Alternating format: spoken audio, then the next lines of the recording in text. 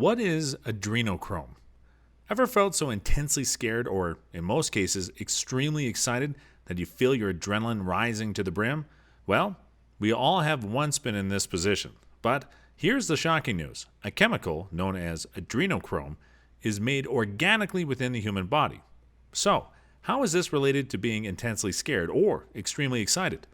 In order to extract adrenochrome from the human body, massive trauma or pleasure has to be induced in order for the body to respond and produce the desired adrenaline, which is then extracted to form adrenochrome. This is exactly what we'll be checking out. What is adrenochrome? Did you know that a theory claims that children are usually kidnapped for the sole purpose of getting maximum adrenochrome for adult consumption? Stay through to the end so as to receive the premium facts about this claim and conspiracy theories surrounding adrenochrome. Subscribe to the channel and ring the bell for timely video updates that catches your fancy. How is adrenochrome generated? What does the science community have to say about adrenochrome? Scientifically speaking, adrenochrome is a compound that is produced by the oxidation of adrenaline, epinephrine. Biologically, what does this mean? Adrenaline, being the chemical that gets released when there is excitement or fear, fight or flight reflexes, is produced into the bloodstream from the adrenal glands situated around the kidney. The oxidation of adrenaline, once it has been released into the bloodstream, is extracted from the body of mostly children, and it is usually injected or consumed into an adult. Enough of the jargon already. Certainly you should know this. If the individual being induced carries one of the genetic aberrations linked to schizophrenia, adrenochrome levels will be higher than normal. This is definitely attributed to the paranoia and hallucinations that come with such genetic aberrations. Its origin.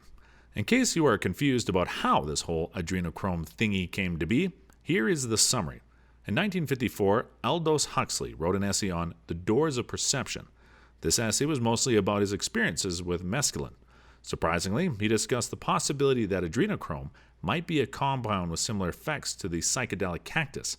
He categorically stated that he had not taken it and doesn't know how it could be obtained, but believed it's spontaneously produced by the human body. He explained it as a product of the decomposition of adrenaline, and he is right. Such an accurate prediction. Adrenochrome first hit pop culture in 1971 when Hunter S. Thompson wrote about it in his book Fear and Loathing in Las Vegas. Although it was projected as a novel, people believed it to be a real thing, which actually happened. The book, Fear and Loathing in Las Vegas, is based on 2 trips to Las Vegas, Nevada that Hunter S. Thompson embarked upon with Chicago activist Oscar Zeta Acosta between the months of March to April 1971. He specifically wrote that his lawyer, Oscar Acosta, was defending a client who was charged with molesting a child. Now to the shocking part, the client paid his lawyer with adrenochrome. No one really knows for sure if Hunter Thompson was really serious about the details he spelt out in his novel.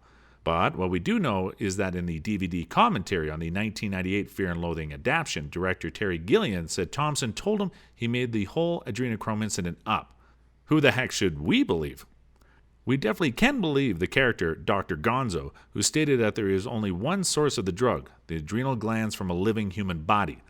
This we can agree on. And no, you can't get it from a corpse. Ambrosia. Ambrosia is a Greek mythology, and it means immortality. It is the food and drink of the gods who give immortality to whoever decides to consume it. Whew. Does this mean that adrenochrome can make you immortal? Adrenochrome is believed by many biological researchers to be identified with the blood of the young. The young blood, as adrenochrome is often called, is considered to be so potent. Due to the chemical nature of adrenochrome, it can have stunning effects on the human body, and this includes anti-aging benefits. This fact is so true as reports claim some cosmetologists utilize adrenochrome as an anti-aging component. Did you know where the vampire myth emerged from? Well, this is as a result of adrenochrome. It played a major role into why these myths and stories were initially created. The conspiracy theories. Adrenochrome is popular with the conspiracy set. It makes you young or high or part of a satanic tribute. Adrenochrome has suddenly become a popular topic in conspiracy circles. It's regarded as a drug of the Hollywood elite. The current theory is that a huge amount of celebrities have been struck with COVID-19 due to a tainted batch of adrenochrome. Now, don't get it twisted. Adrenochrome is not in any way related to the outbreak of the coronavirus. Rather, the use of this drug has led to a number of Hollywood celebrities catching the coronavirus, according to these conspiracy theories. Most of these celebrities, classified as liberal Hollywood elite, are mostly American or British, the two nations that have been struggling to manage the COVID-19 outbreak. So it's not a big deal that many have contracted the virus. An example, according to conspiracy theorists, is Tom Hanks. He contacted COVID-19 from a tainted batch of adrenochrome. Digging deeper, the conspiracies state that the extraction of adrenochrome is done by either drinking blood or through heart surgery, or by just tapping into the brainstem. Some other theorists claim the adrenochrome compound is extracted from an adrenal gland in the brain, but we already know that adrenal glands are actually located above the kidneys. Anyway, that's why they're just theories. Aside from this, some theories claim that blood is drained from children who are kept at farms. That's not all. They are not just kept, but grievously tortured. Yeah, adrenochrome is eventually extracted from the blood in a lamb and sold to celebrities, or the blood itself is consumed, according to these conspiracy theorists. Other celebrities such as Ellen DeGeneres, Heidi Klum, and Michael Rappaport are accused by these conspiracy theorists as being addicted to the drug. There has been claims about Facebook CEO Mark Zuckerberg being involved in this adrenochrome addiction situation, although Facebook spokesman debunked this image as false in a report to the Journal. At the end of the day, all we can say is that these are all theories with little or no facts to back it up. Blood sacrifice. Without fear of exaggeration, since ancient times there has been the custom of ritual sacrifice. The aim is to satisfy the gods through offerings, so as to have the grace of their favors. These sacrifices could be either seeds or animals or human blood. However, blood in particular has always had a certain mythical and religious aspect, a sacred aura difficult to ignore, and a direct channel of communication with divinities and forces beyond the earth plane. As the religions evolved, the people realized that a bowl full of warm blood was not enough. It was necessary that the sacrifice undergo a certain procedure to make the blood more palatable to the gods. And so the victims of the sacrifices were subjected to physical and mental torture. The ritual officials, with the experience and inherited customs, monitored the victim to locate the highest peak of adrenaline. To crown it all, they murdered them. Terrible, indeed. The secret link to children uncovered. There has been a current exposure that abducted children are being sexually assaulted and experimented on for the sole purpose of satisfying the adult's crave for adrenochrome. Now the question is, why children? Why not adults? It is only logical that adults are larger in population than children, and it is quite easy extracting adrenochrome from them because they have larger adrenal glands. Funny thing is, teenagers are not even included, but only children less than 10 years old are the victims. The curious minds might suggest that children are more vulnerable to predators, and so it just makes more sense. Why go through the stress of kidnapping an adult or teenager when you can easily lure kids with something irresistible and get what you want? Some might say it's because of their youthful blood, while others may suggest that children make more adrenaline than adults.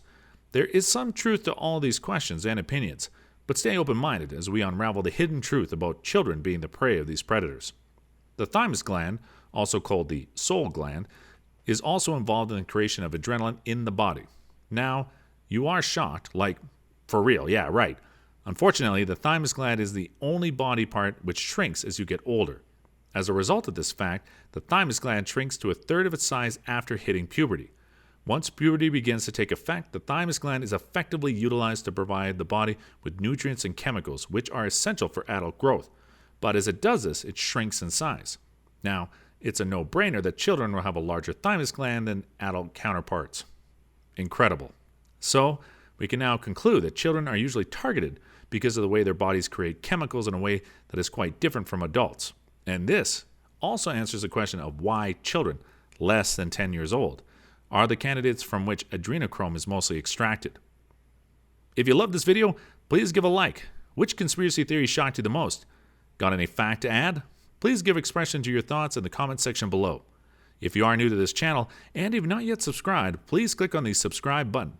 Ring the notification bell so you don't miss out on any newly released fascinating videos that will leave your jaw wide open. Thanks for staying through to the end. Bye.